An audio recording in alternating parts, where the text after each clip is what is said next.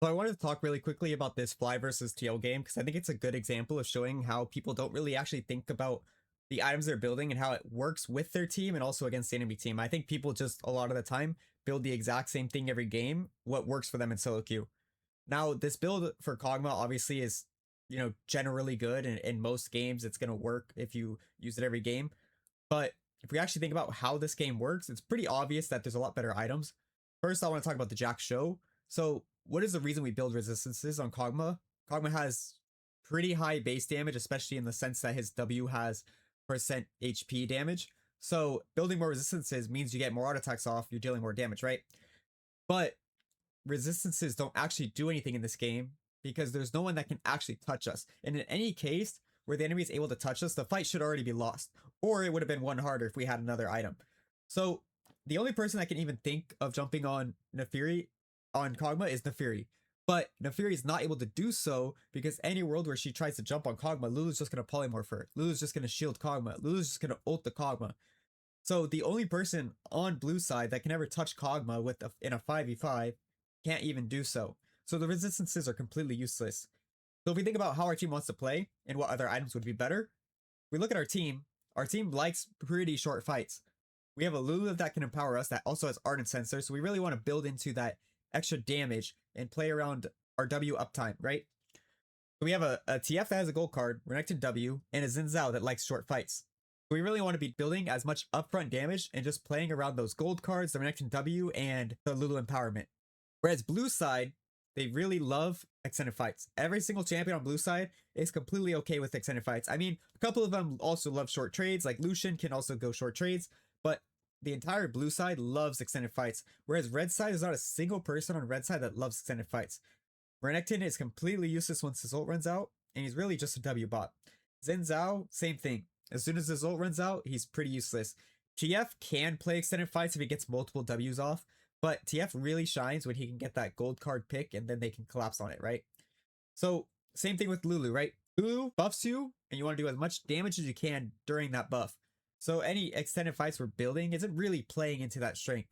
So, I'd call him a build, a lot better damage items, such as Terminus instead of Flickerblades, Nashers instead of Wit's End, and really any other item instead of Jak'Sho. This game could look a bit different. Now, a lot of the fights weren't necessarily because of Kog'Maw's build. I think Fly had some problems with their positioning in a couple fights, but you can see how the fights played out.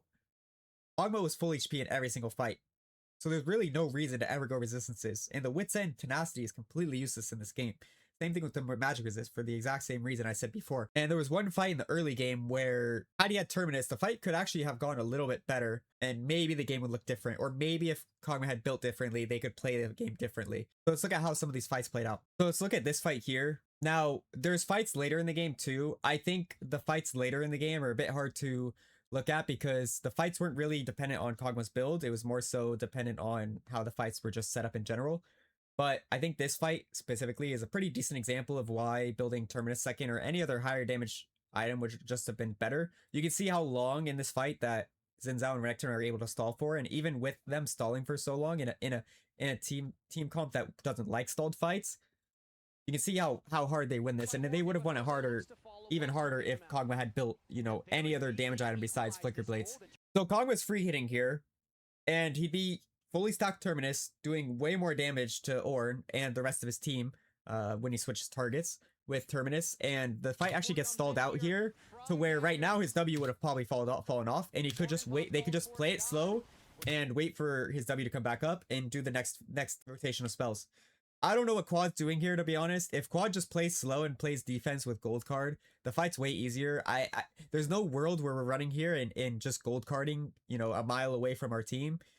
Even if our team was close enough to follow up, that's not how we want to play these fights. But aside from that, you can see how even with TF inting like this, see how this fight gets stalled out and Kog'Maw still ends up dealing massive damage here. You can see a world where if Kog'Maw had gone Terminus, this fight would be even easier for red side. So now I want to talk about its third item, because he goes Wit's End, which, it's an on-hit item. Kog'Maw likes on-hit. But if we look at the actual item, what is MR doing? It's only for Ornn and Victor, which they should never be able to touch us. Again, they have to go through our front line to be able to get us. In any world they're able to hit us, the fight is probably already lost. So you're already getting no value out of the MR, essentially. Even if you do take magic damage, the damage you reduce is not worth anything because you're never at threat of getting jumped on unless the fight's already lost. Tenacity is completely useless into their team. So you're really only building it for the on-hit and attack speed. So if we think about items that would be better, we could think about, you know, Nashers is essentially the perfect item in comparison to this. So you're getting the same amount of attack speed. You're getting like 15 less on hit, but we get an item that gives us 80 AP, which helps with our scalings in pretty much every single ability, and it gives us about 1.2% more percent HP damage on our W, which is way more than the 15 or so on hit that you're losing from Wit's End. So that's just another item.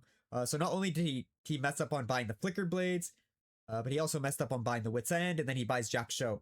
So there's 3 items in this build that are just way worse.